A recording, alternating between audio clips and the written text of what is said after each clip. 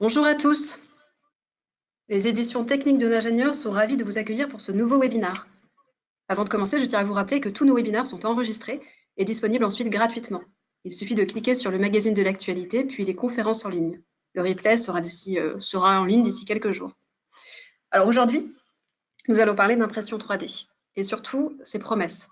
Je reçois Jean-Claude André, ingénieur ENSIC, docteur en chimie physique et directeur de recherche au CNRS. Ses activités en recherche sur les interactions lumière-matière ont conduit à plus de 400 publications scientifiques et à 45 brevets, dont le premier sur la stéréolithographie, le premier procédé d'impression 3D en 1984. Je vous rappelle que vous avez la possibilité de poser des questions tout au long de la conférence dans la fenêtre dédiée sur votre panneau de contrôle. Monsieur Yandré y répondra à la fin de sa présentation. Jean-Claude André, bonjour. Bonjour. C'est à moi de parler. Bien, bonjour à tous. Oui, Idriss a oublié de dire que j'étais aussi abonné au gaz, mais ce n'est pas très grave. Donc, je vais essayer de vous parler aujourd'hui d'un thème qui m'est assez cher, qui est celui de l'impression 3D que je suis depuis plus de 30 ans. Alors, au fond, est-ce que je vais parler réellement d'impression 3D ou est-ce que on va essayer de voir ce qui se passe autour d'un système qui se développe de façon remarquable? Vous allez vous en rendre compte vous-même et je vous laisserai me poser des questions vers la fin. Je vais tâcher d'être relativement synthétique, j'ai bien du mal, je vais essayer.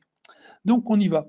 Alors première chose, c'est un diapo que je passe en général, c'est de rappeler qu'un certain nombre de diapos ou d'images ont été extraites de la littérature ou d'Internet, donc toutes ne sont pas ma propriété. Donc, si vous voulez les réutiliser, faites attention. Alors, on va peut-être commencer par quelque chose qui est extérieur, mais qui est aussi à l'origine de la question d'impression 3D, c'est la notion d'idée. Il faut bien démarrer quelque chose avec une idée. Alors, j'ai repris la devise Shadok que vous pouvez lire, donc je ne vais pas la reprendre. C'est qu'on est souvent dans un système à forte inertie et qui fait que finalement, avant qu'une idée émerge, il faut vraiment insister. Et donc, ça va être un petit peu le point de départ de mon exposé, c'est, au fond, c'est quoi une idée? Une idée, c'est que ça va utiliser ce que on peut appeler des lacs de non-connaissance à partir de là, et puis qui vont aussi s'appuyer sur ce qui existe, donc sur l'existant, et puis voir un peu comment on peut sortir quelque chose qui peut être une provocation ou qui peut être quelque chose d'un peu plus utile. Et donc tout ça, c'est un système assez mou qui pose un certain nombre de questions avant de faire émerger quelque chose qui est souvent non réellement construit et qui, au bout d'un certain temps, va peut-être pouvoir se stabiliser parce qu'on va jouer sur la connaissance du réel et du possible. Alors, si je prends la diapo d'après, si on regarde bien un petit peu sur ce que signifie une idée, eh bien, elle va s'appuyer sur, bon, tout ça, on tourne un peu en rond, sur quelque chose qui peut s'appeler de la créativité.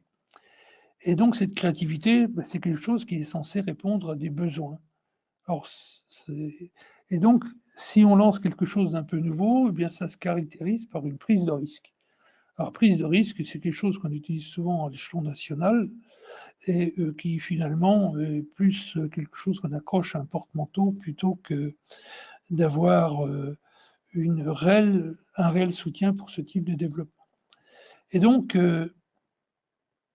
un point important, c'est que jusqu'à une époque récente, eh bien, on était dans une continuité rassurante et que le système économique actuel nous pousse à changer complètement nos modes de pensée et d'action. Et donc, c'est un peu vers ça que j'essaye de vous entraîner en prenant comme exemple tout ce qui tourne autour de la fabrication additive. Alors, qu'est-ce que c'est que qui m'intéresse un petit peu dans cette affaire? Bon, il ne s'agit pas de reprendre ce dessin de Spirou où on fait un très gros trombone, ce qui ne sert à rien, c'est peut-être nouveau, mais il faut que ça serve à quelque chose. Et ça, c'est une question extrêmement difficile. Et donc là, on arrive en fait à ce qui est représenté sur les deux figures du bas. Si on continue à rester sur un système traditionnel, eh bien finalement, on passe son temps à complexifier un système, c'est ce qui est écrit sous le label d'usine à gaz. Hein. Et donc, là, à un moment donné, on va se rendre compte qu'il y a besoin de changer, ou on va trouver une idée qui oblige à changer. Donc, ça veut dire qu'à un moment donné, il faut introduire des ruptures. Alors, ça va se traduire par quelque chose que vous connaissez certainement aussi bien que moi, c'est que si on regarde un peu les différentes aires technologiques, eh bien on se rend compte qu'elles ont des durées de plusieurs dizaines d'années et que sur ces durées, eh bien, on se rend compte qu'elles ont plutôt tendance à se rétrécir. Et ce rétrécissement est tout à fait évident aujourd'hui. Et en même temps, si on regarde ce que d'aucuns pourraient appeler l'acceptabilité ou la prise en compte ou l'assimilation d'un procédé, parce que c'est ce qui est représenté par les flèches bleues du bas de la figure, c'est qu'il y a une assimilation de plus en plus rapide des évolutions technologiques majeures. Donc, quelque part, on est astreint à un système qui est en révolution de plus en plus importante, avec un accord du public ou une assimilation ou un accord, on peut débattre sur ce point, qui est de plus en plus rapide. Donc, le système force aujourd'hui à innover de plus en plus. Et c'est par exemple ce qu'on va essayer de trouver dans Industrie 4.0 ou dans d'autres systèmes de ce type-là, et c'est ce qui est présenté en haut à droite de la figure, grâce à l'existence d'un certain nombre de personnes qui sont attirées par la nouveauté. Et donc, ces personnes attirées par la nouveauté créent le marché et vont entraîner ensuite les autres. Donc, on a un système qui roule en permanence dans cette direction. Je suis enthousiaste, je prends et on entraîne par contagion l'ensemble du système à aller vers cette innovation. Voilà. Donc, je vais aller un peu trop, je vais peut-être un peu passer sur cet aspect initial, peut-être en dire deux mots. Quand on a lancé cette idée avec des camarades de la Compagnie Générale Électrique dans les années 84 sur la fabrication additive, en fait, tout était présent en magasin. C'est-à-dire qu'on avait pratiquement tout sur étagère, comme on dit dans mon labo. Et donc, à partir de là, l'idée, c'était de rassembler de façon, mes chevilles vont bien, à peu près intelligente, des éléments qui existaient de façon à sortir quelque chose d'un peu nouveau. Alors, si on regarde sur la diapo d'après, eh bien, quand on a lancé l'idée de la fabrication additive, donc en 1984, eh bien, c'était tout simple, c'était l'œuf de Colomb, et puis on a essayé de faire quelque chose d'assez simple, tout simplement parce que on avait sur étagère, pour reprendre mon expression, des photopolymères, on savait multiplier le nombre de molécules transformées par des systèmes d'amplification, par des réactions dites en chaîne. Il y avait les lasers, la conception citée par ordinateur existait déjà. Commande numérique, tout ça, ça existait, les masques dynamiques, miroirs galvanométriques, que sais-je. Donc ça devenait assez simple, ce qui a fait d'ailleurs qu'en 3 jours, on a fait notre premier objet 3 dimensions sans laser, en utilisant la lumière du soleil. Et il fait des fois beau à Nancy. Nancy, c'est quand même 1715 heures d'ensoleillement direct par an contre Saint-Raphaël de 1990. Mais bon, on a pu utiliser une source relativement stigmatique pour faire des essais. Et donc, à partir de ces essais, qu'est-ce que l'on a pu constater? C'est qu'il y avait un certain nombre de problèmes sur lesquels je vais m'étendre dans quelques instants. Donc, l'idée de base, c'est tout simplement de fabriquer des briques élémentaires qu'ils appellent des voxels.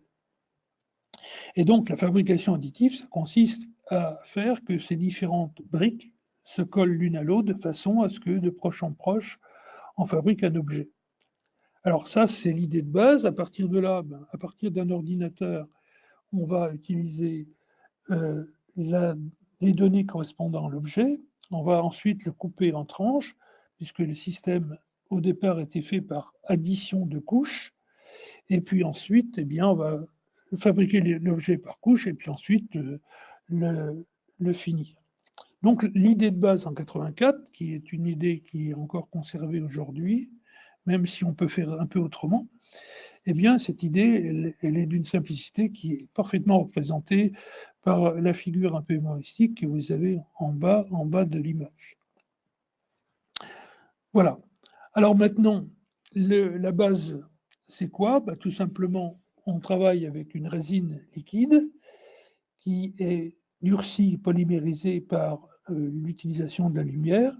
Et donc, on va travailler couche par couche en polymérisant les zones qui vous intéressent. Et donc, au fur et à mesure que l'objet est fabriqué, on le descend dans la cuve de façon à ce qu'il y ait du liquide qui soit au-dessus de l'objet à fabriquer, de façon à polymériser l'ensemble de la pièce qui vous intéresse. Alors, vous avez deux exemples d'application de ces systèmes. Un qui utilise des céramiques qui sont utilisées comme charge dans des résines, soit directement des résines. Alors là, c'est un marché qui, aujourd'hui, sur l'ensemble global de l'impression 3D, qui doit faire entre 10 et 30 milliards d'euros, parce que là, les chiffres sont extrêmement variables. La seule chose qui est à peu près sûre, c'est que ça augmente de 20% par an. Eh bien, pour la partie qui était initialement à l'origine de la fabrication additive, qui est la stéréolithographie, c'est un marché qui représente à peu près 25% à la louche du marché global. Alors, ce qui est bien dans ce système, c'est que la complexité est gratuite. C'est-à-dire que si l'objet a une forme extrêmement complexe, ben, ce n'est pas plus compliqué de le fabriquer, c'est peut-être plus compliqué de le fabriquer, de le mettre en tranches, mais ça c'est autre chose. Sur la partie fabrication, là il y a normalement relativement peu de difficultés. Il y a un certain nombre d'autres problèmes qui se posent, c'est qu'en général on fabrique des pièces uniques, on n'est pas encore tout à fait dans la fabrication collective, mais on peut peut-être y réfléchir.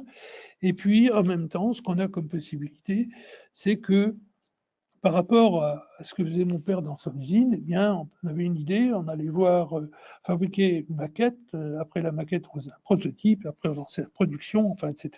Et donc, c'était un système où il y avait un nombre d'étapes considérable, et alors que là, on a l'idée d'un objet, on le design soi-même, et puis on va réussir, avec son imprimante de bureau, à sortir l'objet. Voilà l'idée de base. Alors, vous avez quelques images en bas, en dehors de mon buste, qui n'est pas mon fantasme principal, des objets divers que l'on peut fabriquer. Donc, quelque part, on a un système en 84 qui est rigolo. Hein. On a même réussi à faire le buste de M. De Closet lors d'une de ses émissions. Mais en 1984, il n'y a pas de marché. Et puis, il faut attendre un certain temps pour se rendre compte que finalement, il y a moyen d'aller un peu plus loin et de faire un peu mieux. Ah, qu'est-ce que je peux faire? Là, j'ai un problème. Là, j'ai supprimé ça. Voilà, je vous ai retrouvé. Et donc, voilà un petit peu sur ce marché qui est très important aujourd'hui, mais finalement, 20 à 30 milliards, c'est pas énorme. Ça, c'est pour le monde. Alors que le simple marché, enfin, façon de parler, de la mécanique en France, c'est l'ordre de 80 milliards. Juste la France. Hein. Donc, il faut quand même penser que l'impression 3D, c'est bien, mais ça ne fait pas tout. Donc, vous voyez, 84, c'est le premier brevet qui a été pris en France et quelques semaines après par les Américains. Et vous voyez qu'au départ, bah, ça monte de façon un peu exponentielle, mais quand même assez lentement. Là, ici, j'ai représenté la seule chose que je sache assez bien maîtriser, c'est le nombre de publications. Mais si on prend des courbes sur les marchés ou le nombre de machines, on a quelque chose d'assez proche.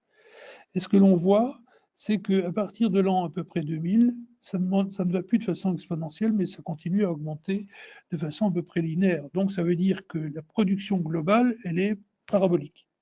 Et donc j'ai mis sur cette figure les différents procédés qui ont été développés à partir de la stéréolithographie qui date donc de 84, et vous avez les dates pour les différents systèmes avec les éléments tout à fait singuliers ou qui méritent d'être cités, comme la fabrication d'objets pour de la nourriture, ou, enfin, etc.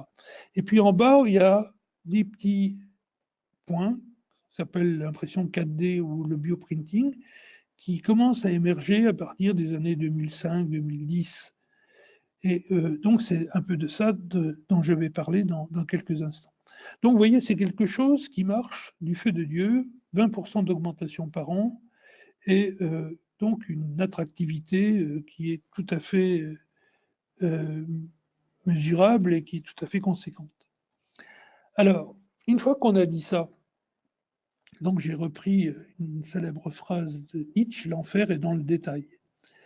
Donc, quand on regarde un petit peu, et ça c'est ce qu'on avait déjà observé après nos 3 jours d'expérience pour le premier brevet, il y a un certain nombre de problèmes à traiter. Les premiers objets qu'on avait fabriqués, ils avaient comme inconvénient, parce que la puissance du soleil à Nancy n'était pas si considérable que ça, c'est qu'on voyait à partir des résines qu'on avait été volées dans le laboratoire d'à côté, que ces résines, eh bien, elles faisaient qu'en durcissant, elles tombaient au fond du réacteur ou du récipient dans lequel qui les contenait. Et tout simplement parce qu'on voyait déjà, avec les produits qu'on avait pris un petit peu, ce qui était, encore une fois, pour reprendre mon expression, sur étagère, eh bien, ces résines avaient des retraits qui allaient jusqu'à 17%. C'est-à-dire qu'un litre de résine faisait 0,83 litres de polymère. Ça veut dire que la densité était beaucoup plus importante. Donc, ça tombait au fond du système. Et en même temps, il y avait une déformation de l'objet. Et en même temps que cette déformation de l'objet, en termes volumiques, on avait des déformations qui étaient liées au procédé lui-même. Procédé par couche induisait des différences. En même temps, on avait quelques problèmes qui étaient liés à la puissance de la source, qui était là pour les premières expériences, le Soleil. Et puis également, on avait des tas de problèmes de mécanique, etc. Ce qui fait qu'en non pas 3 jours, mais en quelques mois, on a pu définir en 1984 une feuille de route complète sur la fabrication additive, mais n'importe qui aurait pu le faire aussi bien que nous. Hein. C'est pas très savant.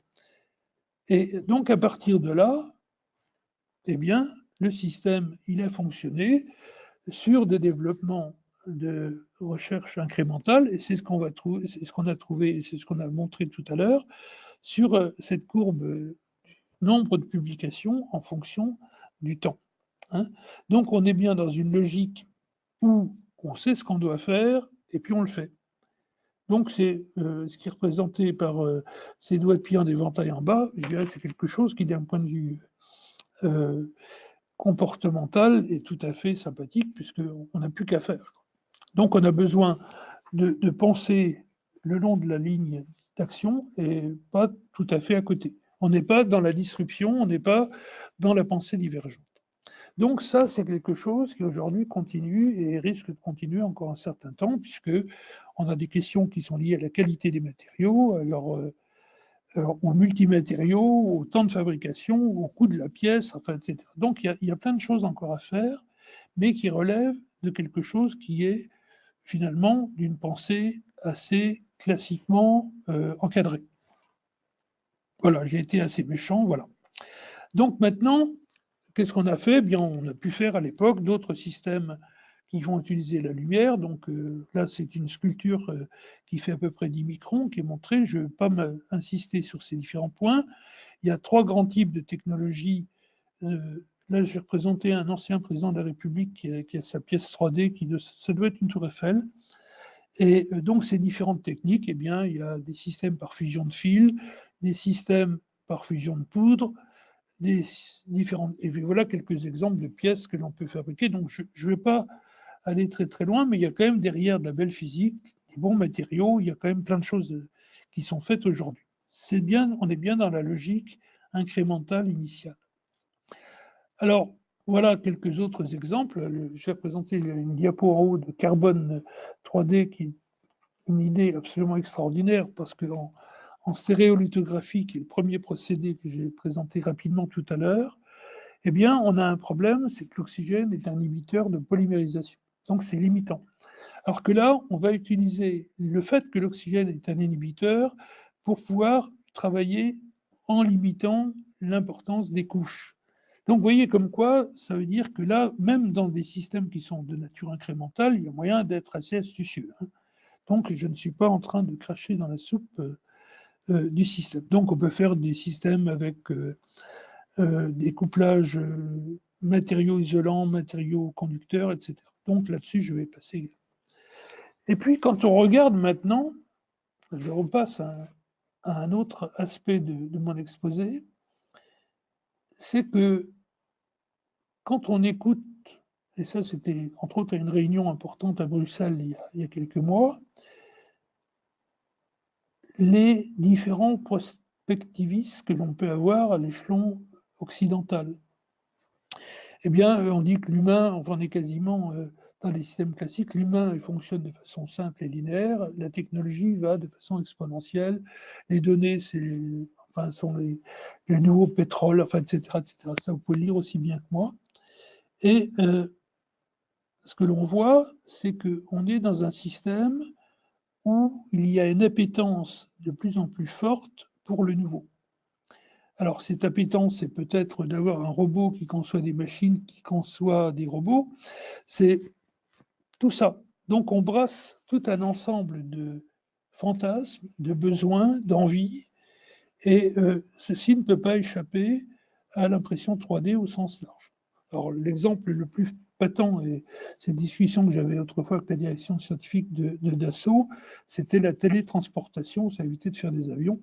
On n'en est pas encore là, mais donc on est bien dans transporter de la matière par des méthodes qui vont utiliser, entre autres, de l'informatique, plus autre chose. Alors, si je vois cette pression pour le nouveau d'un côté, eh bien, on a en même temps un certain nombre d'angoisses qui sont liées, entre autres, à l'émergence de l'intelligence artificielle ou des choses comme ça. Donc, on est toujours dans des injonctions paradoxales entre, d'un côté, l'envie d'avoir du nouveau, d'acheter de nouveaux portables, puis des peurs. Alors ces peurs, il faut aussi les limiter par le fait que le niveau de vie depuis 1800 a été multiplié par une quantité absolument énorme, puisqu'en 1800, on gagnait à peu près 1 euro par jour, hein, et on travaillait 80% de son temps éveillé. Aujourd'hui, on a environ 15% de son temps éveillé, puisque si on retire le chômage et les vacances, ça ne fait pas énorme. Et donc, ça, c'est un premier point. Deuxième point, qui innove? Eh bien, ce sont en général des gens qui ont une formation universitaire ou école d'ingénieur, qui ont une formation totalement conservatrice. Donc, la créativité et ce contrôle. Les appels d'offres divers et variés se font sur des choses qui sont vérifiables. Donc, ça veut dire qu'il là, on est dans des systèmes où la prise de risque est extrêmement modeste. Donc, le fantasme tout à l'heure de faire de la télétransportation, ben là, il est dans le système actuel quasiment, enfin, c'est quasiment inutile d'en parler.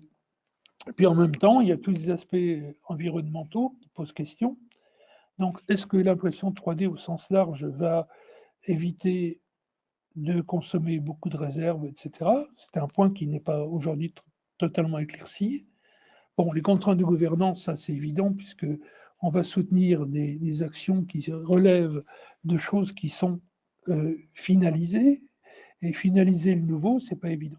Puis en même temps, il faut savoir que par minute, eh bien, il y a 3,4 publications qui sortent dans le monde. Donc, moi, je n'ai pas le temps de dire 3,4 publications par minute, je ne dois pas être le seul. Donc, quelque part, on est en train de mutiler tout ce qui existe pour arriver à quelque chose qui soit propre. Voilà, donc il y a en même temps, ça me paraît évident, enfin ça devrait vous paraître évident, difficulté de relier les disciplines entre elles. Tout simplement parce que on ne peut pas aller très vite pour se comprendre entre disciplines. Donc il y a plein de limitations à cette innovation, alors que au fond, vous voyez, au départ, l'impression 3D, ça démarrait de façon quasiment exponentielle, enfin ça démarrait de façon à peu près exponentielle, et aujourd'hui, eh bien, ça va simplement de façon parabolique, et peut-être à terme, ça va se stabiliser. Alors, donc demain, les grands fantasmes, les grandes questions qu'on pose, c'est de faire demain à partir peut-être de mon ADN, est-ce qu'on sera capable de faire une copie, non pas de Jean-Claude André, mais de n'importe qui? Et donc, on arrive à des questions qui sont des vraies ruptures qui doivent s'opérer en utilisant effectivement le principe de l'impression 3D. Alors, qu'est-ce qui se passe? Alors, pour aller plus loin, j'ai repris cette phrase de M. Cohen, qui est un philosophe américain, qui dit que finalement, tout ce qui était simple, on l'a déjà plus ou moins fait. Puis maintenant, il va falloir se dépatouiller avec des choses qui, indépendamment des points que j'ai évoqués tout à l'heure, sont des choses qui relèvent de la complexité la plus totale. Et donc, ça veut dire que ce n'est pas si simple pour aller plus loin, pour faire des choses un peu nouvelles. Alors, si j'examine de façon un peu réduite, mais pour qu'on essaye d'avancer, les éléments qui relèvent de l'impression 3D en dehors de la télétransportation à laquelle je ne crois que très imparfaitement, les éléments qui sont en train d'émerger. Alors, il y en a un qui est tout à fait intéressant, qui relève de la physique. C'est l'auto-organisation, qui relève de la biologie, mais pas de la même façon. L'autre élément, c'est l'impression 4D, je vais dire un peu ce que c'est. Et puis, le troisième, c'est l'impression, le bioprinting. Alors, vous vous souvenez que j'ai dit que le marché tout à l'heure était entre 10 et 30 milliards d'euros par an pour le monde. Si on sait faire de l'impression de cellules, entre autres de cellules souches qui vous sont vos cellules à vous, donc sans problème de rejet, on peut avoir des marchés qui seront de plusieurs centaines, voire milliers de milliards pour le monde.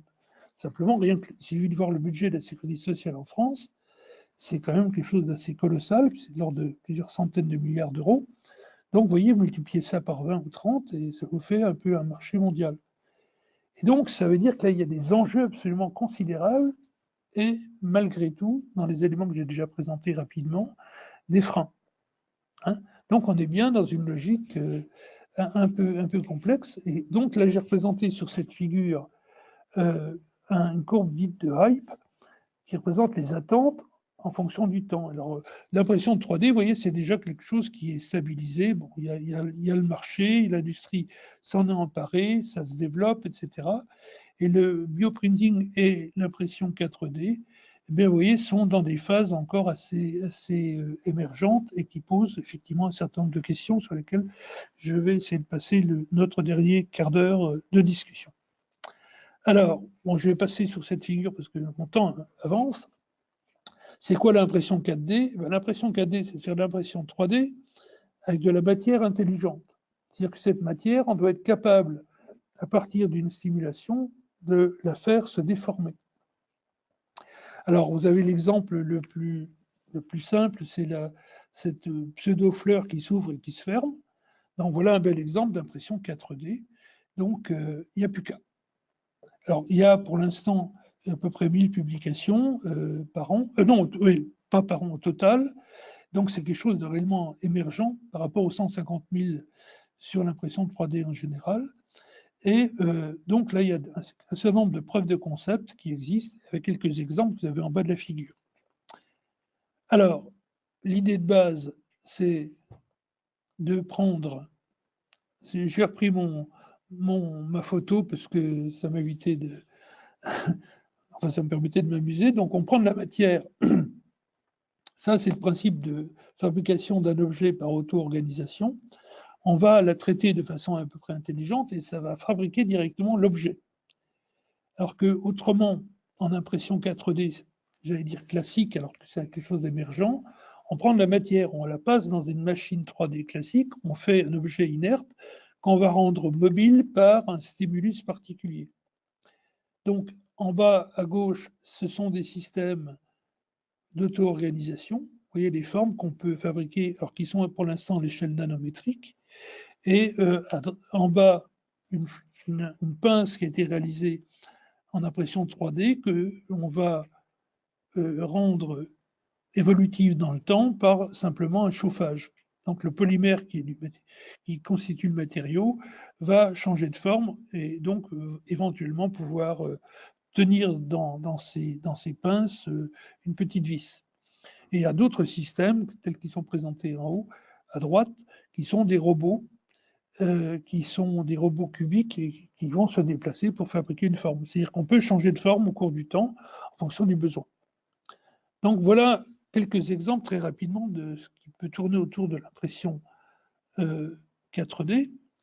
Et voilà d'autres exemples d'impression fabriquée à partir de matières programmables. Et la plus ancienne, à ma connaissance, ce sont des origamis d'ADN qui ont été développés aux États-Unis dans les années 2000. Et donc, on sait faire des pièces à partir d'un ADN chimiquement transformé de façon à fabriquer par réaction des éléments sur les brins des pièces qui ont des formes qui sont celles que vous avez sur le haut de la figure. Donc voilà, on sait fabriquer des objets par différentes voies qui ne sont pas nécessairement les voies de l'impression 3D classique. Alors, voilà des exemples d'une impression 4D d'un polymère qui se déforme en fonction de la température. Bon, je passe là-dessus, c'est des choses qui sont maintenant assez classiques. L'ennui, c'est que, relativement à l'impression 3D que vous avez pu voir tout à l'heure, eh bien, là, il faut des machines qui sont spécialisées. Il faut peut-être sortir des systèmes de polymères actuels. On ne sait pas travailler, faire des machines sur pas bien sur des machines qui vont utiliser plusieurs matériaux ou qui vont travailler avec des voxels qui ont des formes particulières, etc. Donc on a tout un ensemble de questions qui sont posées. Et puis, si on regarde bien sur les polymères classiques, pour avoir un polymère qui soit élastique, eh bien, ses qualités mécaniques sont en général assez modestes. Et puis en même temps, quand on a des pièces qui vont avoir des tailles relativement importantes, bon, plusieurs centimètres, eh bien, les temps de réponse à une stimulation risquent d'être longs, de plusieurs dizaines de minutes dans certains cas. Auquel cas, ben, vous avez une pince, mais il faut attendre 10 minutes pour qu'elle pince. Donc, auquel cas, d'un point de vue application industrielle, on peut poser sa plume et aller faire autre chose, quoi. Donc, question pas évidente, puis en même temps, il y a une modélisation de la déformation, et savoir où on va appliquer la stimulation, c'est une question qui est, ma foi, bien compliquée. Donc, on commence à rentrer dans quelque chose qui est de plus en plus complexe. Alors, si je passe maintenant à l'impression de vivant, alors là, vous avez une vision de ce que sera le futur. Hein. Vous allez sortir directement les boyaux qui vont remplacer ceux qui sont atteints. On n'en est pas encore là. Hein. Donc, c'est un peu l'idée, et j'avais pris quelques diapos, quelques exemples de photos pour imager un peu la fête. Alors, aujourd'hui, on commence à avoir un certain nombre de recherches sur différentes parties du corps, hein, là, sont représentées sur cette image. Et l'idée de base, c'est pouvoir de faire de l'humain augmenté. Là, donc, on va pouvoir rajouter un nombre de bras à Idriss, qui est à côté de moi, pour qu'elle soit plus efficace, où on peut en permanence remplacer tous les organes qui commencent à être vieillissants pour finalement tuer la mort. Donc, il y a tout un aspect à la fois un aspect, par exemple, médical, pardon, ou de type transhumaniste qui est associé à cette affaire. Alors, du point de vue médical, c'est quelque chose, encore une fois, qui me paraît tout à fait important, puisque on va utiliser vos propres cellules pour pouvoir refaire les organes ou les tissus qui sont atteints. Et ça, donc, du coup, il n'y a plus normalement de rejet, et ça peut être tout à fait intéressant. Alors, les contraintes, eh bien, encore une fois, alors ça, c'est ce que je peux faire dans mon bureau entre moi et moi. Ben, il faut avoir déjà des cellules saines. Bon, ça, on peut le faire. Et puis, comme le but, c'est quand même d'utiliser un principe déterministe. On va bien utiliser les cellules pour atteindre une certaine finalité. Et en plus, on ne va pas vous prendre toutes vos cellules pour en faire une. Hein. Donc, on a un problème, on a des limitations sur le nombre de cellules à prendre. Et il faut les faire se développer. Et donc, si on a par exemple des grands brûlés, est-ce qu'on aura le temps de leur fabriquer une prépo qu'on va ensuite faire en 3D, etc., pour pouvoir leur remplacer ce qui a été brûlé? Question. Donc, en plus, ces cellules, c'est vivant, ces petites bêtes. Donc, il faut trouver une méthode de fabrication qui ne les tue pas.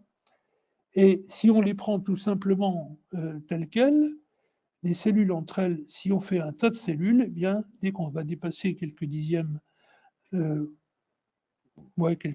millimètre à la louche, eh bien, l'oxygène ne pourra plus arriver par diffusion, ni les nutriments, auquel cas les cellules vont mourir. Donc ça veut dire qu'il faut trouver un moyen pour que ces cellules continuent à vivre. Donc il faut ajouter une complexité nouvelle qui consiste à mettre des échafaudages sur lesquels les cellules vont se placer de façon à ce que l'oxygène et le glucose et qu'on puisse éliminer les déchets sans que les cellules soient affectées. Et donc cet échafaudage, il va falloir qu'il soit résorbable en attendant que des vaisseaux puissent apparaître, etc. Vous voyez qu'il y a toute une organisation de maîtrise du vivant qui doit être mise en place. Or, moi, je ne sais pas faire, mais je dois certainement être le seul. Et donc, tout ça, ça fait l'objet d'un certain nombre de questions. Et en même temps, vous allez fabriquer un objet qui contient son échafaudage, et puis vous allez le mettre dans un milieu nutritif le temps qu'il faut pour que l'échafaudage disparaisse, les vaisseaux apparaissent, etc. Et donc, vous allez fabriquer un ectoplasme qui a une forme particulière, qui n'est pas nécessairement celle qu'il conviendrait d'avoir pour remplacer le tissu ou l'organe. Et donc, quelque part, ça va se poser la question de la taille, mais en même temps, du raccordement des vaisseaux qui auraient pu se créer dans le bioconstruit et ceux de la personne sur laquelle on va implanter l'organe ou le tissu. De la même façon pour les nerfs. Donc, quelque part, on a un certain nombre de questions qui se posent aujourd'hui dans ce domaine. Donc voilà. Alors ça, je vais passer là-dessus, je vais passer là-dessus, et je vais passer également là-dessus. Donc, au fond, la question qu'on est amené à se poser, on est dans ce qu'on peut appeler une approche téléologique, c'est-à-dire qu'on est gouverné par la fin. Le but, c'est d'atteindre l'objectif. Le but, c'est pas de faire de la recherche dans son coin. Et donc, pour arriver à passer d'un système où on a une idée à la solution qui correspond aux attentes de l'utilisateur, eh bien, il y a tout un ensemble de problèmes à traiter qui sont de mélanger des disciplines, de faire que les chercheurs puissent s'entendre avec les gens qui construisent des machines. Donc, il faut faire déjà un deuxième mariage, pas uniquement entre disciplines scientifiques, mais avec la technologie. Et puis, naturellement, il y a besoin de se situer relativement aux usagers. Alors là-dessus, on peut rajouter les médecins, mais ils sont un peu partout. Donc, vous voyez que là, on a une complexité supplémentaire qui va rentrer dans le système. Alors, juste un point, et je ne vais pas rester trop longtemps sur cet aspect, sur l'interdisciplinarité, c'est quelque chose que l'on soutient partout, mais qu'on ne pratique pratiquement jamais pour des tas de raisons. Et je n'ai plus le temps d'en parler aujourd'hui, mais on pourrait simplement même faire une réunion uniquement pour ça. Et en même temps, ce que l'on va trouver dans les matériaux vivants, eh bien, ce sont des aspects de bifurcation. Les cellules, à un moment donné, eh ben, elles sont A et puis elles vont donner du B. Et donc, ces bifurcations, ben, on ne sait pas parfaitement les maîtriser. Il y a des systèmes où A va jouer sur B qui joue sur A, il y a des systèmes non linéaires, et finalement, on entre bien dans un espace de type complexité totale. Donc, sur ces différents éléments, quelle confiance on peut avoir dans le scientifique? Alors, le scientifique aujourd'hui, eh bien, il a sa vision du monde, hein, c'est ce qu'il a compris du monde. J'ai repris l'idée de Michel Calon, là, et puis il va réussir à la traduire, j'espère, dans son labo. Puis en même temps, dans son labo, comme il est amené à faire 2 publications par an en moyenne s'il est au CNRS, et donc il va s'arranger pour déformer ce qu'il avait compris de la chose déjà dans sa discipline, et ensuite pour que ça permette justement la production attendue. Puis après, il va sortir un certain nombre de domaines de publication en disant il y aura bien quelqu'un qui saura s'en occuper pour l'utiliser dans le monde. Et ceci n'est pas si simple. Et c'est ça, c'est une réalité. Et donc, autre point, si on veut jouer sur des aspects d'expertise, c'est qu'aujourd'hui, sur des sujets à la pointe, comme l'impression 4D ou bioprinting, qui est l'impression 4D aussi, c'est qu'on a tout un ensemble de lacs dits de non-savoir, de choses qu'on ne sait pas. Et donc, ça veut dire qu'à un moment donné, il va falloir oser passer, prendre le lac, et puis aller d'un point à l'autre, ce qui correspond aux petites gaussiennes où là, on a des savoirs. Donc, au départ, en 84, quand on a lancé notre affaire, c'était pas tout à fait monocausal, c'était plutôt ce que j'appelle pompeusement algorithmique, c'est-à-dire qu'on avait toute la connaissance et il fallait rabouter des éléments pour arriver à quelque chose d'à peu près intelligent. Là, aujourd'hui, on est amené à aller dans l'inconnu. Et aller dans l'inconnu sur des sujets où il y a effectivement une pression économique considérable, hein, c'est quelque chose qui n'est pas tout à fait consubstantiel à la culture universitaire ou des pouvoirs académiques. Alors, au fond, si je reviens un peu au bioprinting sur les aspects de convergence, eh bien, là, il va falloir marier, vous voyez, il y en a 8 HSE pour hygiène, sécurité, environnement. Et donc, avant d'arriver à un marché, il va falloir marier 8 disciplines différentes qui ont des vitesses d'avancée scientifique différentes, qui ont des cultures différentes, etc. Donc, ce n'est pas si simple. Et donc, si personne n'a envie de prendre des risques, eh bien, finalement, on s'en sortira certainement très mal. Alors, en même temps, toujours, l'impression de 3D, 20% d'augmentation par an. Donc, ceux qui sont bons, ils sont embauchés. Et donc, on n'a pratiquement personne pour faire de la recherche. Très peu. Les formations, eh bien, elles sont en général peu centrées sur la créativité. Quand on fait une enquête sur la recherche dans le domaine 3D en France, c'est quelque chose où on a tout un ensemble complètement éparpillé d'activités, c'est pas lisible. Il y a peu de personnes formées en recherche. Puis les gens de l'académie, enfin, la recherche académique considèrent que c'est plutôt de la techno plus que de la recherche, donc c'est pas si bien que ça.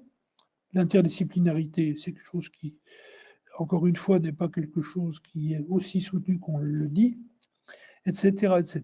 Et donc, quelque part, on est toujours dans l'absence d'opérations à risque qui seraient soutenues et valorisées. Hein, et donc, eh bien, si on ne fait rien, ben on va continuer à faire des trucs et des machins. On va faire du bioprinting avec des cellules qui vivent 3 semaines, donc on fait une publication. Ou alors on va se situer sur l'impression 4D à des choses qui sont de petite taille parce qu'on sait résoudre des petits trucs, on va chercher des niches. Hein, et puis, finalement, on ne va pas réussir à aller au-delà du miroir de façon à faire que le système puisse apporter des éléments nouveaux. Alors, si je prends l'exemple d'un petit pays, mais grand pays par la science, qui est Singapour, eh bien, Singapour fait autant de publications dans le domaine 4D que toute l'Europe. Donc, est-ce qu'on continue ça ou est-ce qu'on va accepter de faire, comme d'habitude, rien, pas grand-chose? Et donc, ceci, réellement, est la question que je me pose depuis un certain temps. Voilà, je m'arrête là et je vous remercie de votre attention. Et si vous avez des questions, eh bien, je suis disposé. Merci beaucoup, Monsieur André, et merci à tous pour vos questions. Alors, n'hésitez pas à poser de nouvelles questions dans la fenêtre de chat dédiée. Nous avons une dizaine de minutes devant nous pour y répondre. Alors, première question, je vais commencer avec pensez-vous qu'il sera possible, comme certains le prétendent, de fabriquer un être humain avec juste son ADN ou une cellule souche? Il ne faut jamais dire que tout est impossible. Mais compte tenu de ce que j'ai montré aujourd'hui sur le fait qu'on est relativement incapable de fabriquer aujourd'hui un organe. Donc avant de fabriquer un clone d'Idriss, j'avoue que oui, bon, un impossible, une détenue, mais bon, je ne suis pas très convaincu. Et vous avez parlé des difficultés de la recherche en impression 3D aujourd'hui avec la formation. Quels sont selon vous les grands axes qu'il faudrait développer pour améliorer ça, que ce soit en termes de formation, mais aussi de création et financement de laboratoires? Alors, moi, la partie argent, on n'est pas sur des problèmes d'argent. Je crois qu'on est plus sur des problèmes de gouvernance qui sont associés au fait qu'il faut se lancer dans des recherches à risque. Alors, recherche à risque, ça veut dire que est-ce que je peux ne pas avoir de retour là? Vous ne entendez pas? Non, si je m'entends 2 fois là. D'accord. Donc, on est sur des aspects de recherche à risque qui présupposent que des gens de disciplines, d'horizons différents puissent travailler ensemble. Alors, on peut avoir un architecte, un manager, un chef de projet qui réussit à faire un certain nombre de choses, mais il ne peut pas tout faire. Ça veut dire qu'on a besoin de mutualiser des savoirs, et pour ça, ça ne conduira pas pendant un certain temps à l'attente en termes de productivité des chercheurs. Et donc, ça pose réellement une question. C'est est-ce qu'on est capable de mélanger des savoirs qui aujourd'hui sont trop disjoints pour avancer? C'est pas un problème d'argent. Moi, alors ensuite, que les gens soient dans un grand laboratoire ou soient éparpillés à l'échelon international, moi, je n'ai pas de problème. Le problème, c'est qu'à un moment donné, les gens puissent échanger. Et donc, c'est la qualité de l'échange qui va l'emporter. Donc, plus on est prêt, mieux c'est, mais c'est pas une condition, c'est un moyen. C'est pas un but. Moi, je ne suis pas pour qu'on crée le grand laboratoire 3D machin. Mais bon, c'est un point de vue tout à fait personnel. Je sais que Alfred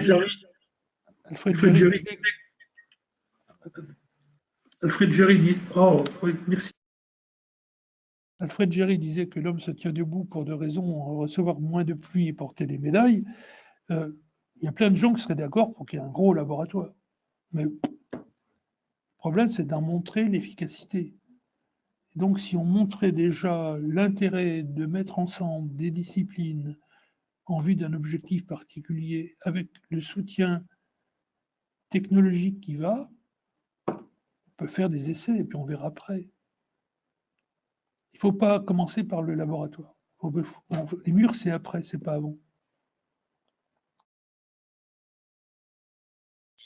Et le nombre de publications est-il un indicateur vraiment pertinent quant à l'avancée de la recherche dans un pays? En effet, certaines sociétés ou certains domaines font parfois exprès de ne pas publier pour éviter que la concurrence n'ait connaissance de leur avancée dans le domaine. Là, je ne sais pas répondre à cette question parce qu'au fond, quand on fait une bibliographie, on le fait sur ce qui est présent. Alors, on a des petites idées, il y a des congrès, etc., mais on n'a pas tout. Alors, il se trouve quand même que la publication est un des indicateurs, ça ne fait pas tout. Je suis bien d'accord. Ceci étant, dans beaucoup de pays, on veut montrer qu'on est le premier sur un sujet, et à partir de là, il y a quand même une publication ou des présentations dans les conférences.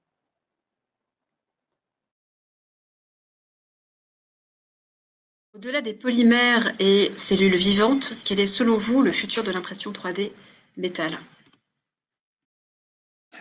Le métal, au moins, on a des qualités mécaniques remarquables, quoi. Et ça veut dire qu'il faut peut-être, au lieu de travailler, par exemple, sur l'impression 4D avec des polymères, essayer de voir comment on peut designer des formes avec des matériaux multiples, des choses comme ça. Le métal apportant la qualité mécanique souhaitée, quoi. Parce que derrière, si on veut faire des objets qui se déforment à façon,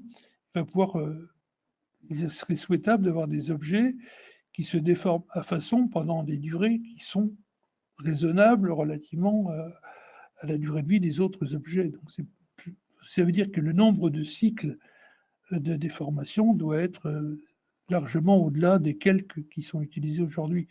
Donc là, il y a un vrai enjeu. Et la partie métallique est certainement un élément qu'il va falloir creuser.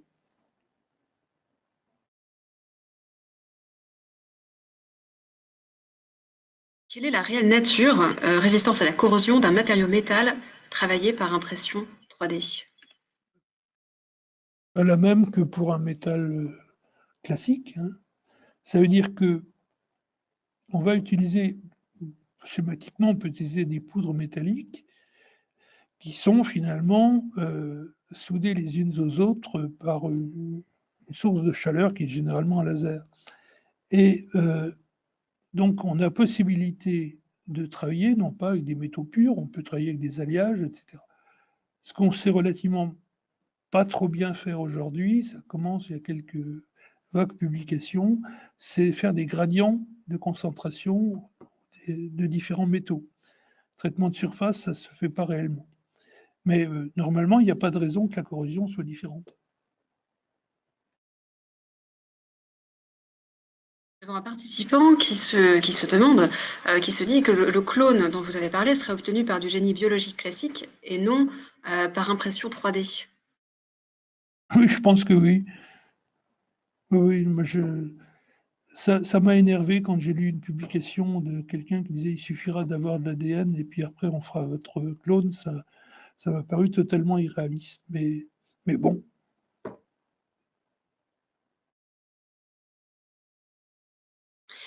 Que pensez-vous que le mouvement des hackers, peut contribuer à la R&D sur l'impression 3D? Cette communauté fait en effet partie des plus grands utilisateurs de l'impression 3D, notamment pour les plastiques.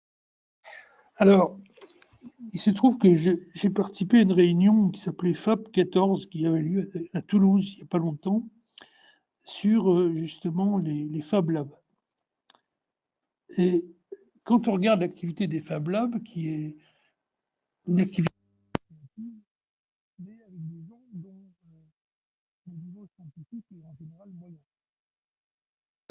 Ce que j'avais essayé de vendre, entre guillemets, c'est qu'il faudrait faire des Fab Labs dans lesquels il y ait des scientifiques. C'est une autre façon de faire de l'interdisciplinarité. Et là, peut-être qu'avec des gens qui ont envie et qui ne maîtrisent pas tous les savoirs nécessaires, forçant des scientifiques à agir, on arriverait à faire quelque chose. Autrement, les Fab Labs, quand on regarde bien leur productivité, enfin, il y a relativement peu de choses très originales qui ont émergé des Fab Labs. Et Dieu sait que du point de vue état d'esprit, c'est génial, quoi. Hein, il y a une ambiance, il y a plein de choses, ça ne demande qu'à bouillir, et donc ça serait bien qu'on rajoute les bons légumes dans la soupe de façon à ce qu'en sorte quelque chose d'intéressant. Donc ce mariage, encore une fois, pour revenir à, finalement, je ne vais pas changer d'avis par rapport à mon exposé, c'est réellement quelque chose dont on a besoin. Et peut-être que les Fab Labs sont les bons endroits, plutôt que d'avoir un grand laboratoire qui fera de la 3D, qui fera des publications comme avant, on s'en fiche. Quelles sont, selon vous, les compétences métiers à développer en France et en Europe pour que l'industrie et la recherche publique et privée adoptent et innovent, surtout avec l'impression? Alors, compétences, moi j'ai dû être ingénieur dans une vie antérieure, quoi, hein. Compétence, c'est une chose, mais au fond, c'est l'envie de faire autrement. Donc la compétence, elle est déjà d'avoir peut-être d'avoir quelques idées, moi, je ne suis pas sûr d'en avoir beaucoup, mais surtout d'aller vers les autres. Moi, je ne suis pas chimiste, donc je vais voir les chimistes quand j'en ai besoin, et puis on essaye de débattre. Et puis de prendre un ressort, finalement, parce qu'on a passé du temps, on a réussi à s'imprégner l'un l'autre de la température et de la sueur de l'autre, en quelque sorte, pour faire avancer le schmilblick. La même chose avec la partie logicielle. Donc, c'est bien par des mariages. Il faut donc apprendre. Alors, évidemment, dans les formations d'ingénieurs, je suis encore dans une école d'ingénieur, les formations, eh bien, elles permettent d'aller vite. Et donc là, il faut peut-être s'arrêter un tout petit peu, mais pas y passer 100% de son temps, aller lentement. Aller lentement, ça veut dire aller autrement. On est encore une fois sur un problème de gouvernance. Et c'est encore une fois autre chose qu'un problème d'argent. Donc faire qu'on ait envie de faire avec d'autres un truc rigolo où on va associer des savoirs qui aujourd'hui sont trop disjoints. C'est plus sur cet aspect-là que moi j'insisterai, parce que si j'ai besoin au CNRS de retrouver des bons mécaniciens du solide, je les ai. Et donc, il faut que je réussisse à les exciter quelque part sur l'intérêt d'une opération dans laquelle je vais investir. À titre d'exemple, moi j'habite à Nancy et je suis en train de développer une maturation industrielle sur un procédé où il n'y a plus de couches à Marseille. Parce que j'ai trouvé à Marseille des, des scientifiques qui ont trouvé ça rigolo et on joue ensemble. Alors rigolo, ça veut dire qu'on accepte de perdre du temps, de s'enquiquiner à monter un machin compliqué, mais parce qu'on y voit un intérêt qui n'est pas celui de la publication, mais qui est l'intérêt finalement de faire du nouveau sur un sujet qui est relativement vierge.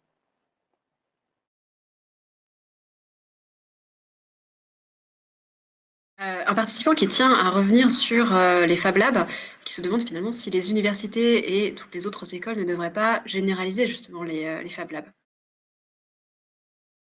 Moi, je suis d'accord, mais le problème, j'espère que vous n'êtes pas directeur d'une école, c'est au fond, c'est quoi la marge de manœuvre d'un directeur d'école aujourd'hui? C'est extrêmement modeste.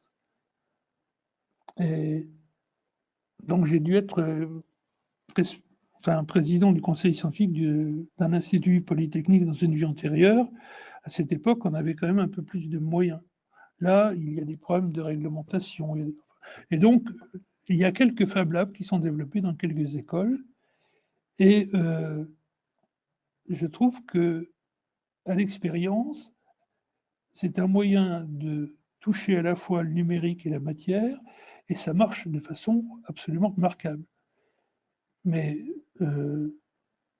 je ne sais pas si déjà le mot Fab Lab est connu par tous les directeurs d'école. Là, je vais faire tirer dessus. Et puis, néanmoins, moi, je suis très, très favorable à ça, oui. C'est l'occasion de faire se rencontrer la connaissance et la pratique. Et ça, je trouve ça vachement bien.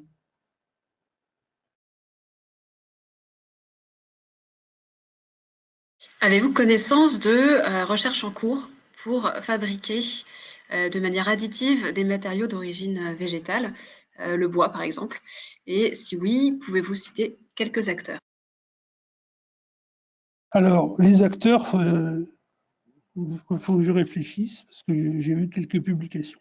Ce qui se fait aujourd'hui, c'est des objets en bois qui sont en fait du bois reconstitué. C'est-à-dire que, dans l'exemple que vous avez montré où on faisait une réparation osseuse avec des céramiques, et bien on peut faire la même chose en ayant un milieu chargé qui est une résine avec de la poussière de bois pour faire des objets en bois. Mais pour moi, c'est pas du bois. Le bois, c'est un matériau complexe et on ne sait pas avoir j'allais dire du bois pur pour autant que ça ait un sens. Euh, Sans additifs, ça, pour l'instant, je n'ai vu aucune publication sur ce point.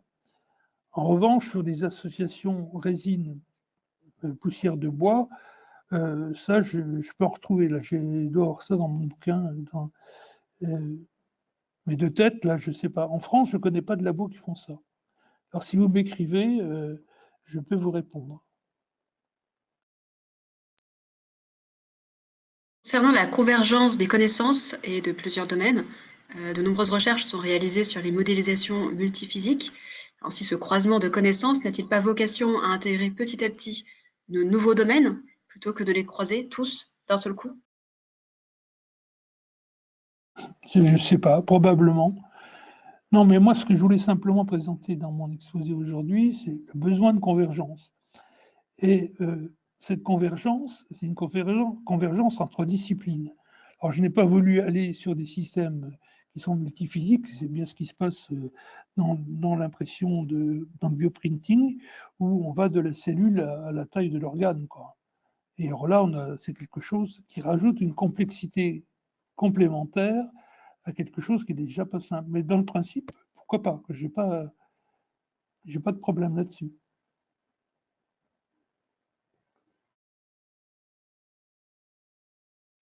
En ce moment, il est nécessaire de projeter des usages de ces technologies. Est-ce que vous pensez que les designers industriels ont un rôle à jouer? De toute façon, il y a quand même un élément qui est à peu près évident. Quel est un des intérêts de l'impression 3D? Si vous faites un objet selon des technologies soustractives classiques, donc vous allez perdre 80% de la matière, soit. Donc c'est du déchet et c'est éventuellement recyclable. Là, ce qui est intéressant, c'est que comme la complexité de la forme peut être assez compliquée, eh bien, on va pouvoir redesigner les objets pour faire, par exemple, des objets plus légers, ayant les mêmes contraintes et résistances mécaniques, par exemple, qu'on va pouvoir installer dans un avion. Et donc, ce qui coûte cher en pétrole, c'est quand même le poids de l'avion. Il y a aussi le poids des passagers sur lesquels on ne pourra rien pour l'instant. Et donc, à partir de là, chaque fois que vous allez gagner en poids, vous allez gagner quelque part, soit en énergie, soit en coût de matière, etc. Donc, ce principe de design est un élément consubstantiel à l'impression 3D. Oui, il faut absolument que les designers soient dedans. Et peut-être pas tout seul, mais on a besoin de repenser la forme des objets. Et en même temps, dans un système classique où on met des écrous, des boulons ou des rivets, là, on peut éviter tout ça. C'est-à-dire que on peut réinventer une grande partie de la techno, enfin, de la techno de fabrication. La microélectronique converge avec l'impression 3D, avec la mécatronique, l'électronique imprimée. Le bioprinting pourrait-il converger avec l'électronique imprimée pour donner naissance à la bionique? J'ai fait, je ne sais pas. Ce que je peux dire aujourd'hui, c'est que en électronique, l'impression 3D, tout ce qu'on sait faire à peu près, c'est des circuits imprimés sur des formes à peu près quelconques, hein. On n'en est pas à faire de l'électronique 3D. Donc, passons déjà ce cap, puis on verra après, quoi. Franchement, sur l'électronique, c'est un des domaines où on est sur la partie impression 3D relativement faible. Mais là, il y a vraiment des choses à faire.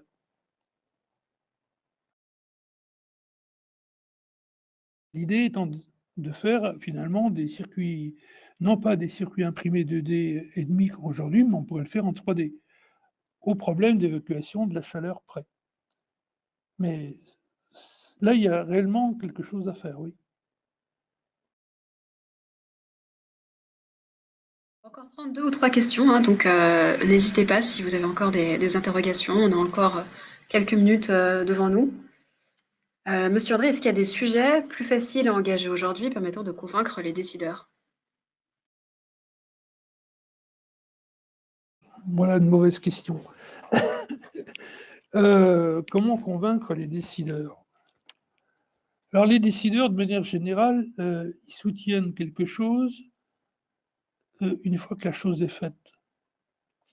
Alors, je me souviens sur ces histoires d'impression 3D, puisque les brevets ont été mis dans le domaine public, parce que ça n'avait aucun, nos brevets n'avaient aucun intérêt industriel, mais on nous a quand même décerné le prix national de créativité 2 ans après par les mêmes personnes qui avaient mis nos brevets dans le domaine public, enfin à la poubelle, quoi. Donc, je ne sais pas bien répondre à votre question. Avant de convaincre un décideur de prendre des risques, il faut vraiment qu'il soit convaincu. Et je ne sais pas si c'est facile aujourd'hui, avec un monde politique qui est obligé de vivre sur des périodes de 5 ans, alors que ces problèmes de recherche, vous avez vu, les temps d'évolution sont de plusieurs dizaines d'années. Donc, convaincre quelqu'un de faire quelque chose qui lui sera utile quand il ne sera plus aux affaires, c'est pas simple.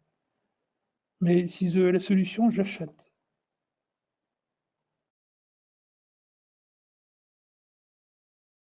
Une participante qui est passionnée par cette technologie, donc la 3D, et qui est récemment diplômée. Elle aimerait faire une thèse dans la 3D métal, mais elle ne trouve pas d'offre. Pourtant, ce domaine est en plein développement. Et elle se demande comment faire partie de cette belle aventure. Est-ce que vous auriez des... Non, mais Noël, c'est le 25 décembre. Là. Bon, moi, je vais essayer de faire le Père Noël, j'ai déjà la barbe blanche qui va avec. Euh, donc, normalement, vous pourriez peut-être regarder l'enquête, qui est une bonne enquête, qui a été faite par les instituts Carnot sur Internet. Et vous avez tous les labos de France qui sont censés faire de l'impression 3D métal. Puis en France, il y a quand même enfin, il y a au moins une entreprise, mais il y en a plusieurs, qui se sont développés récemment. Il y a Adobe qui est une filiale de Michelin et de FIF, peut-être qu'ils ont des thèses, je ne sais pas. Et il y a peut-être Prodway. Je pense que avoir une interaction entreprise et recherche académique, ça peut être pas mal, quoi. Alors autrement, moi je peux regarder, mais c'est pas si simple parce que comme je le disais déjà tout à l'heure, c'est que le milieu scientifique français est très dilué. Et peut-être qu'il y a des thèses remarquables qui sont demandées en ce moment dans des labos et que moi je ne connais pas tout. Hein.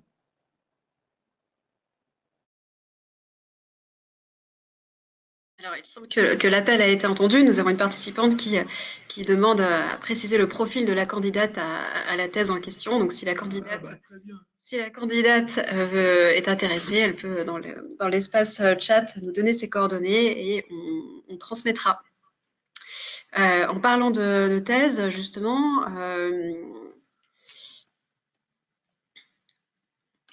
on voit bien que le domaine de la fabrication additive est en pleine expansion. Cependant, le nombre d'acteurs privés et publics reste faible. En témoigne le faible nombre de postes disponibles. Si on veut faire une thèse dans la 3D, quel domaine est le plus porteur? Ah, c'est une mauvaise question. Alors, ça dépend si vous voulez, dans ce que j'ai essayé de montrer, mais peut-être que je n'ai pas été assez clair, c'est qu'on a tout un ensemble de recherches incrémentales qui sont à manger tout de suite. Il y a plein de choses encore à faire sur des systèmes classiques.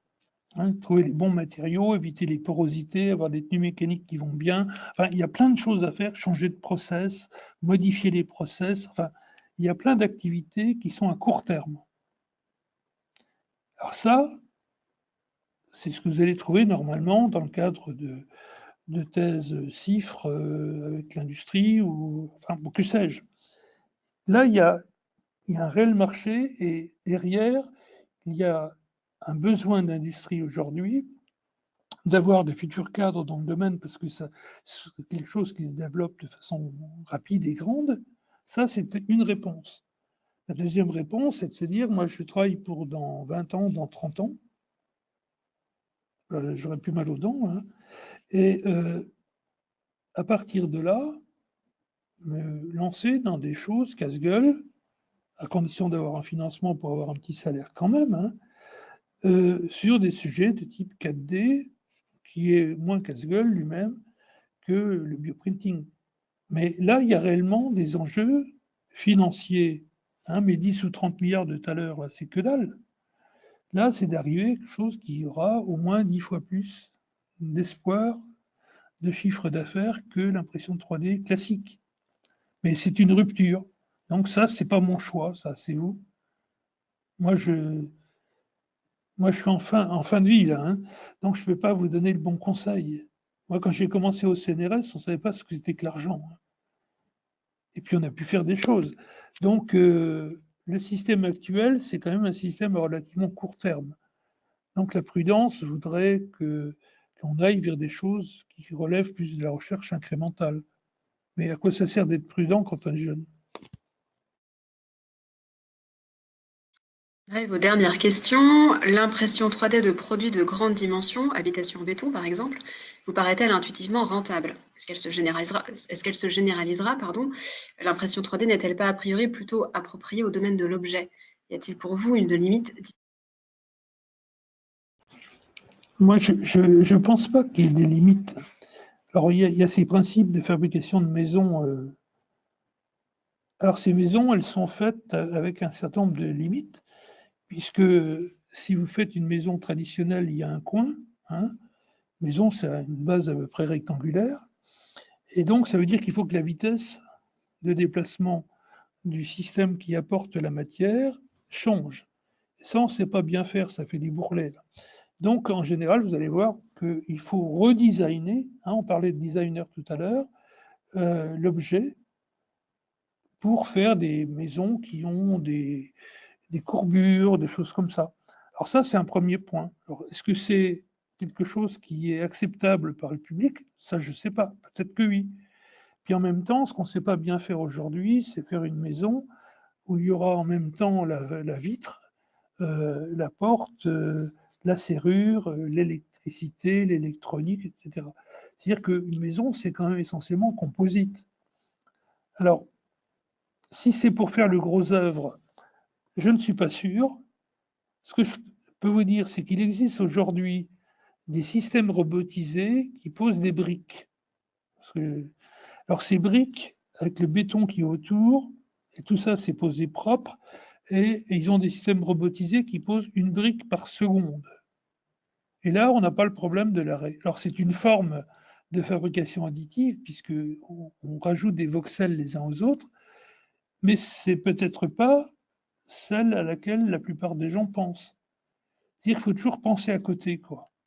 Mais je pense que ça, c'est un vrai marché. Le principe de Industrie 4.0, c'est quand même bien de laisser la main au numérique pour faire le travail à votre place, quoi.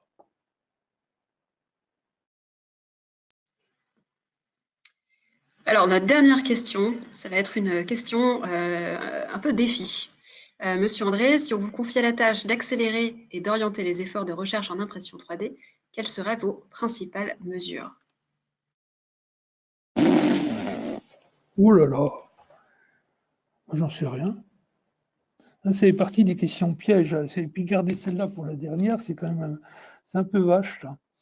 Qu'est-ce qu'on doit faire? Moi, je dirais que le premier élément, c'est développer des opérations à risque avec l'évaluation des gens, hein. Il ne s'agit pas de dire je pense, donc je n'ai pas le temps de vous expliquer ce que je vais faire et je peux continuer à rien faire. Non, c'est pas ça. Il s'agit bien de faire sur des opérations qui sont largement interdisciplinaires. Donc, ça veut dire qu'on peut se poser la question d'un certain nombre de verrous. Donc, je veux faire un objet 4D qui ait telle performance mécanique, avec telle fréquence d'activité, temps de réponse, que sais-je. Et donc, sur ces bases, on peut avoir des gens qui sont candidats pour se frotter à la matière et lancer des opérations qui pourront déboucher sur quelque chose ou qui pourront ne pas déboucher. Mais le fait d'avoir raté quelque chose, ce n'est pas nécessairement quelque chose qu'il faut prendre comme un échec. On n'a pas atteint l'objectif, mais on a quand même appris des choses, hein. Et quand on a lancé cette idée de fabrication 3D, au départ, ce qu'on voulait faire, c'était de la télévision 3D. Puis on est arrivé à un téléviseur qui allait coûter quelques millions de francs, c'était encore des francs. Et puis on s'est dit, bon, bah, c'est pas la peine, quoi. Mais finalement, on est arrivé à cette idée 3D. Donc, quelque part, se lancer dans des solutions à des choses qui sont des verrous, c'est certainement le message que je passerai pour ceux qui sont volontaires. Le but, c'est, si vous voulez, on aura toujours besoin de gens qui creusent. Et on a aussi besoin de gens qui essayent de penser à côté. Donc, peut-être qu'on n'a pas besoin de 100% de gens qui pensent à côté, on n'avancerait pas. Mais un petit peu. Donc, voilà un petit peu le message, quoi. Mais encore une fois, ce n'est pas un problème d'argent. C'est un problème d'organisation et de volonté de faire autrement, parce que finalement, les enjeux qui peuvent intéresser le développement industriel, ils sont là. Voilà, je ne suis pas sûr d'avoir répondu à votre question, mais c'est ce que, à titre personnel, je ferai. Merci beaucoup, Monsieur André. Ce webinaire touche à sa fin. Merci à tous d'avoir suivi cette présentation consacrée à l'impression 3D. N'oubliez pas que vous pourrez retrouver ce webinaire en replay d'ici quelques jours sur le site de Technique de l'ingénieur. À très bientôt pour un nouveau webinaire.